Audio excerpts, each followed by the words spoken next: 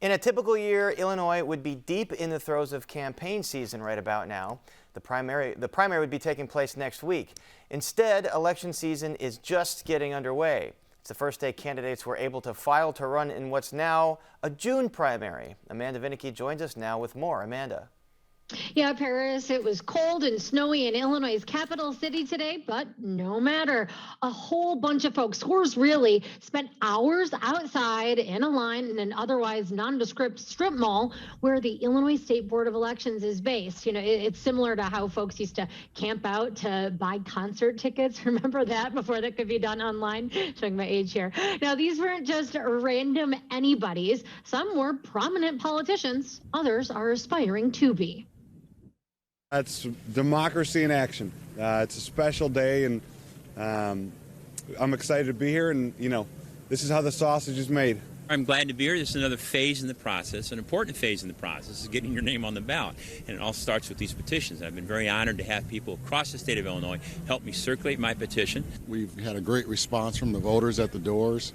They're responding to our message very well. And you're going to see that when we file our petitions for our caucus today. So we're excited about campaign season 2022. Forming that long queue is partly a custom, a way to maybe get some media attention, but also a chance for a leg up because anyone in line to file petitions by the time election authorities opened their doors this morning had a chance to be listed first for their race on the ballot, a position that could make a difference if there's a close contest. In order to make it on the ballot, Illinois candidates have to collect signatures from registered voters. Now, the amount varies depending on the race, but for statewide candidates, thousands of signatures are required. Some candidates filing for local office here in Cook County sounded less than enthused. This was the most difficult election I've ever been involved in.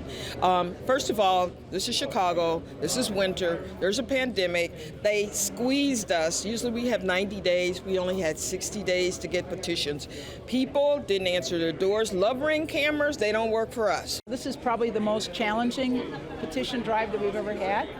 You know, in large part because of the weather and the shortened time period and the pandemic. I mean, everything you can think of made it more challenging. Cook County Board President Toni Preckwinkle has done this routine before. She's running for a fourth term of the office she's held since 2010. But Preckwinkle is also chair of the Cook County Democratic Party, so she has responsibilities to ensure that petitions for other candidates slated by the party are also in order.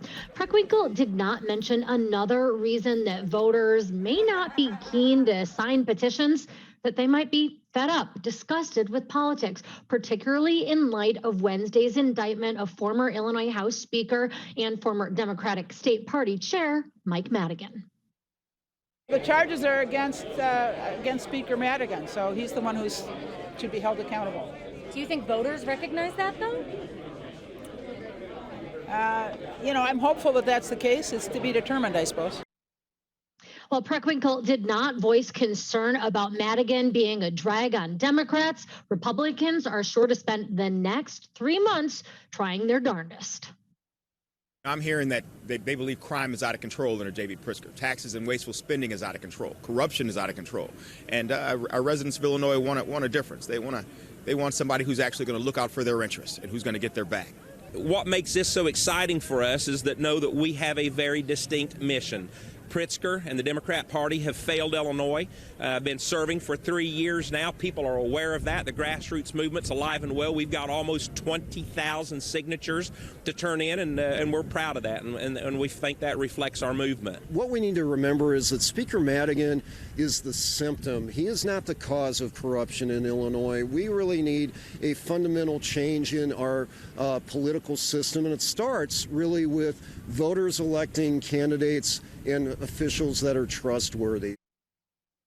Well, the Republican primary for Illinois' governor is among the crowded contests you should see on the ballot this year. But there are a bunch races for Congress, for Secretary of State, and also for Cook County sheriffs. One challenger running for sheriff got teary, talking about the gravity of submitting the election paperwork and what is at stake as her campaign is now really beginning.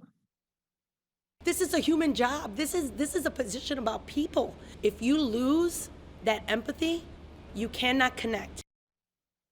That first-time candidate, emotional, excited, but as we noted earlier, some candidates have really been saying that it has been tough to get the required signatures, and that is especially the case often for first-timers who lack money and who lack political organizations, helpers to go door to door to get those signatures.